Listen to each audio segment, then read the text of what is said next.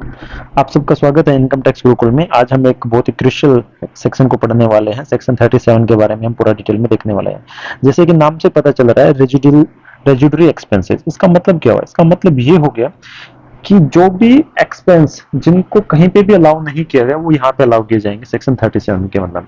तो इसका मतलब ये नहीं है कि जहाँ पे कोई एक्सपेंस अलाउ नहीं किया गया तो सारा 37 में, उसके भी कुछ टर्म एंड कंडीशन है जिसके बारे में हम पूरा डिटेल में पढ़ेंगे। तो देखा जाए तो ये एक रेजिडरी सेक्शन है जिसके अंदर वो बिजनेस एक्सपेंस अलाउड होते हैं, वो बिजनेस एक्सपेंस अलाउड होते हैं जो सेक्शन 30 से 36 में अलाउड नहीं किए गए। देखो, जो टैक्स रहता है ना, उसकी लैंग्वेज बहुत कॉम्प्रिहेंसिव होती है। वो कवर करने की कोशिश करता है कि each and every aspect of business, but फिर भी पॉसिबल नहीं है कि बिजनेस में क्या सिचुएशन आए, क्या किस तरह का एक्सपेंस आए जो उसको डिडक्शन अलाउ किया जाए। तो सेक्शन 37 है ना, पूरे डिटेल में विद कंडीशन और एग्जांपल्स के साथ ये बताता है कि कौन कौन सा एक्सपेंस को हम क्लेम किया जा सकता है। तो देखा कि जैसे कि हमने बताया कि सेक्शन 37 एक रेजिडुअल प्रोविजन है जिसके अंदर बिजनेस का एक्सपेंडिचर अलाउ किया जाता है। ठीक है, पहली बात। दूसरी बात, जो सेक्शन 37 की जरूरत क्यों पड़ी? क्योंकि बिजनेस के अंदर एक्सपेंस इनकर होते हैं, खर्चे होते हैं, और वो खर्चे जरूरी होते हैं उस बिजनेस को रन करने के लिए, लेकिन उन खर्चों को एक्सप्लिसिटली किसी भी एक सेक्शन में कवर नहीं किया जा सकता। या फिर मान लो कुछ ऐसा सेक्शन है, कुछ ऐसा खर्चा हो गया जो हमने कभी देखा ही नहीं, पहले एक नया खर्चा हो गया, तो वो सब खर्चा अगर बिजनेस के लिए हो रहा है तो 37 का रोल आ जाता है।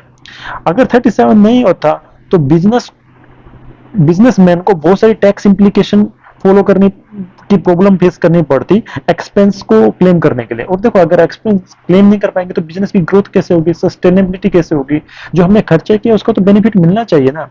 तो इस सेक्शन के थ्रू 37 के थ्रू ये बताता है कि कोई भी लेजिटमेट बिजनेस एक्सपेंस कोई भी लेजिटमेट, अब लेजिटमेट कैसा होगा उसकी कुछ कंडीशन है, वो हम पूरा डिटेल में डिस्कस करेंगे।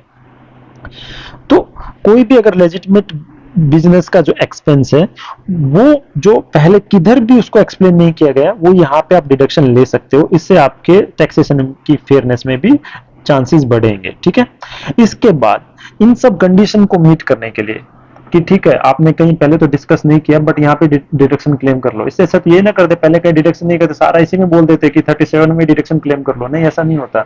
तो सेक्शन 37 में भी अगर डिडक्शन क्लेम करना है, एक्सपेंस का डिडक्शन, एक्सपेंस का बेनिफिट लेना है, तो उसके लिए भी आपको कम से कम कुछ टर्म एंड कंडीशन है वो फॉलो करनी पड़ेंगी। अब क्या कंडीशन है उसके बारे में हम पूरा डिटेल में यहाँ पे पढ़ेंगे। ठीक है, तो पहला है एक्सपेंडिचर नेचर।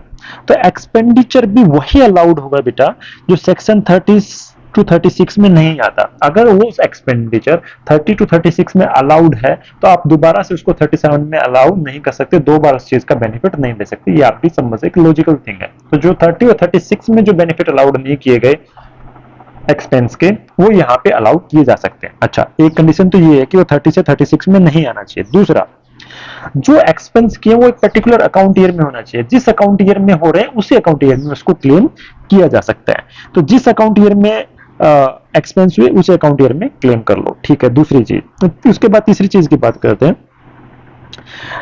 जो भी एक्सपेंस की वो बिजनेस से रिलेटेड होनी चाहिए।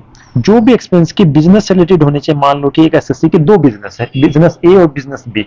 अब बिजनेस बी के एक्सपेंस वो बिजनेस ए में क्लेम नहीं कर सकता और बिजनेस ए के एक्सपेंस वो बिजनेस बी में भी क्लेम नहीं कर सकता। तो जिस बिजनेस से रिलेटेड आप प्रॉफिट कैलकुलेट कर रहे हो, जिसका प्रॉफिट आपने कैलकुलेट किया, उससे रिलेटेड ही एक्सपेंस को आप क्लेम किया जा सकता है। ठीक है, चौथी बात इसके अंदर, जो भी एक्सपेंस हुआ अगर वो बिजनेस सेटअप करने के बाद हुआ है तो ही आप 37 के अंदर क्लेम कर सकते हो। बिजनेस सेटअप होने से पहले के एक्सपेंसेस 37 के अंदर नहीं आएंगे, ये बात श्योर है। उसके बाद बात करते कोई भी पर्सनल एक्सपेंस एसएससी का, वो बिजनेस के अंदर क्लेम नहीं कर सकते। पर्सनल एक्सपेंस तो वैसे भी क्लेम नहीं कर सकते, बट 37 के अंदर तो स्पेसिफिकली क्लेम नहीं कर सकते। जैसे कि एक एसएससी अपने पर्सनल छुट्टियां मनाने के लिए, हॉलीडे मनाने के लिए किधर बाहर गया, विदेश में गया, तो आके बोले कि चलो भाई ये मेरा खर्चा हो गया और ये मेरी कंपनी है, मैं इसका डायरेक्टर हूँ, आप ये खर्चा इसके एक्सपेंस में ऐड कर दो। तो वैसा पॉसिबल नहीं है अगर उसका पर्सनल वेकेशन है। तो अगर वो फॉरेन ट्रिप पे गया है बिजनेस पर्पज के लिए, तो वहां पे देखा जाएगा कि कौन सा कंसर्न जेन्युइन है कि नहीं है। ठीक है, लेकिन पर्सनल नेचर के एक्सपेंसेस इसके अंदर अलाउड नहीं होते। जो सबसे मेन और जो सबसे इंपॉर्टेंट बात है ना बेटा, सबसे मेन वो ये वाला है। ये आप पूरा इसको ध्यान में देख लो जो मैं हाईलाइट कर रहा हूँ।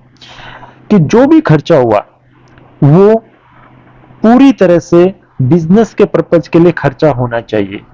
ये बात हमेशा ध्यान रखो। It must have been laid out और एक्सपेंडेड, जिसका खर्च किया गया होली और exclusive for the purpose of the business. ठीक है।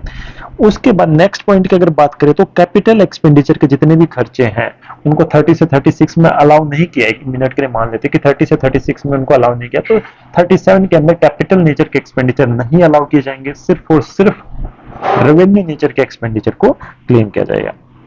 और जो लास्ट बट सबसे इंपॉर्टेंट बात उसमें ये है कि expenditure should not have been incurred for the purpose that is illegal और प्रोहिबिटेड बाय लॉ। जो भी काम आपने किया वो इलीगल है और प्रोहिबिटेड बाय लॉ है।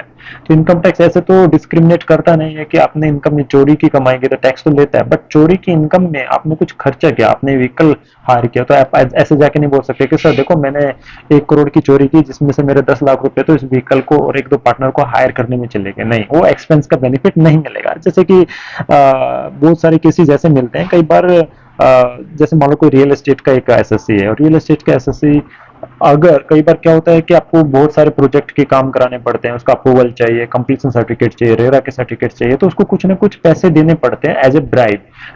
जो भी रीजन रहे हो उसको ब्राइब देने पड़ते हैं। तो अगर उस ब्राइब का खर्चा तो हो गया, और खर्चा किसके लिए हुआ, देखा जाए तो खर्चा बिजनेस के लिए तो हुआ और किसी खुद के काम के लिए तो किया नहीं। तो वो खर्चा होने के बावजूद भी सेक्शन 37 के अंदर उसका बेनिफिट आप क्लेम नहीं कर सकते, क्योंकि ये ऑफेंस है और प्रोहिबिटेड बाय लॉ है। आप ब्राइब देना लॉ के हिसाब से नहीं है।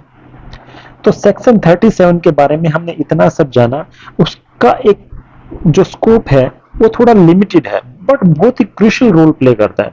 इसमें वो एक्सपेंस अलाउ होते हैं जो इंटायरली और एक्सक्लूसिवली खर्च किए गए हैं for the business purpose, even the outlay is consider unnecessarily. या इसका मतलब समझाता हूं। जैसे देखो, आपके बिजनेस के लिए 5 कंप्यूटर सिस्टम चाहिए, ठीक है, आपके पास 5 कंप्यूटर सिस्टम है।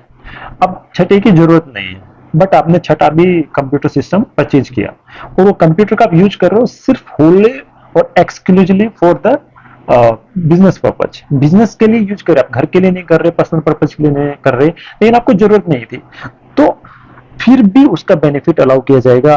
ये है even though the outlay means जो उसका खर्चा है वो अननेसेसरी, आपको जरूरत नहीं, आप नहीं भी लोगे तो भी चलेगा, लेकिन आपने ले लिया और बिजनेस के लिए तो भी उसका बेनिफिट मिलेगा। ये बात इसमें क्लियर है।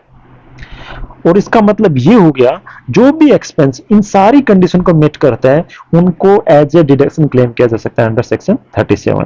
तो इसको हम ऐसे कंक्लूड कर सकते हैं इस वीडियो को कि सेक्शन 37 है इंडियन इनकम टैक्स का वो रेजिडुअरी एक्सपेंस से रिलेटेड जो बिजनेस का खर्चा होता है, प्रोफेशन का जो खर्चा होता है, वोकेशन का खर्चा होता है, उसको डील करता है। और इस को क्वालिफाई करने के लिए, डिडक्शन को क्लेम करने के लिए एक्सपेंस को कुछ सर्टेन कंडीशन मेट करनी पड़ेंगी और वो पूरा का पूरा खर्चा बिजनेस से रिलेटेड होना चाहिए।